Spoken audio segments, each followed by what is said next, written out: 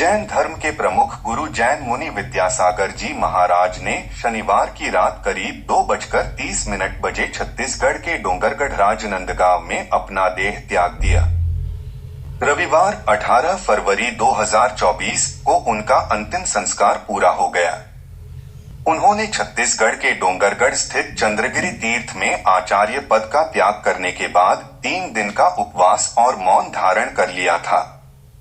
मुनि जी का जन्म 10 अक्टूबर 1946 को शरद पूर्णिमा के दिन कर्नाटक के बेलगाव जिले के सदलगा गांव में हुआ था। दीक्षा के पहले भी उनका नाम विद्यासागर ही था। उन्होंने 22 साल की उम्र में घर परिवार छोड़ दी थी। इसके बाद 30 जून 1968 को राजस्थान के अजमेर में अपने गुरु आचार्य श्री ज्ञानसागर जी महाराज से दीक्षा ली थी। दीक्षा के बाद उन्होंने कठोर तपस्या की। मुनि जी दिन भर में सिर्फ एक बार 1 अंजुलि पानी पीते थे। वे खाने में सीमित मात्रा में सादी दाल और रोटी लेते थे। उन्होंने आजीवन नमक, चीनी, फल, हरी सब्जियां, दूध, दही, सूखे मेव, अंग्रेजी दवाई, तेल, चटाई का त्याग किया। इसके अलावा उन्होंने थूकने का भी त्याग रखा। उन्होंने आजीवन सांसारिक एवं भौतिक पदार्थों का त्याग कर दिया। वे हर मौसम में बिना चादर, गद्दे, तकिए के शक्त तख्त पर सिर्फ एक करवट में शयन करते थे। मुनि जी ने पैदल ही पूरे देश में भ्रमण किया। उनकी तपस्या को देखते हुए श्री ज्ञानसागर जी महाराज ने 22 नवंबर 1972 को उन्हें आचार्य पद सौंपा था।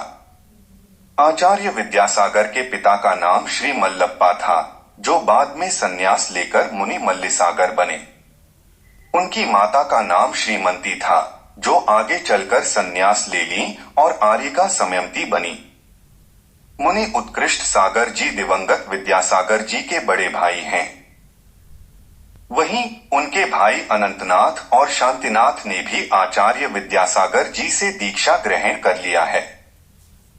शांतिनाथ जी अब मुनि योग सागर जी हैं और शांतिनाथ जी अब मुनि समय सागर जी के नाम से जाने जाते हैं। आचार्य विद्यासागर के 4 भाई और 2 बहनें भी थीं। विद्यासागर जी महाराज पूरे भारत के संभवतः ऐसे अकेले आचार्य रहे जिनका पूरा परिवार संन्यास ले चुका है। आचार्य जी संस्कृत, प्राकृत, हिंदी, मराठी और कन्नड़ में पारंगत थे। उन्होंने जैन धर्म एवं दर्शन का गहन अध्ययन किया।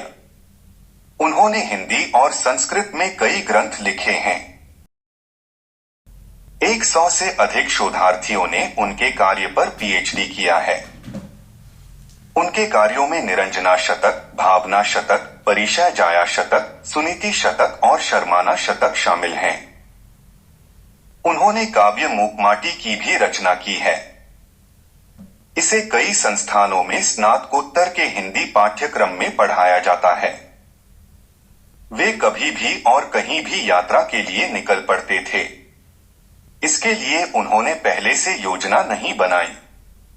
वे अक्सर नदी, झील, पहाड़ जैसे प्राकृतिक जगहों पर ठहरते और वहां साधना करते थे। यहीं आचार्य विद्यासागर महाराज अकेले ऐसे मुनि हैं जिन्होंने संभवतः पूरे भारत में अकेले सबसे अधिक दीक्षा दी है। उन्होंने 350 से अधिक लोगों को दीक्षा दी है।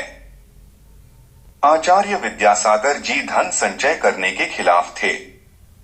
उन्होंने दान दक्षिणा में भी कभी किसी से पैसे नहीं लिए।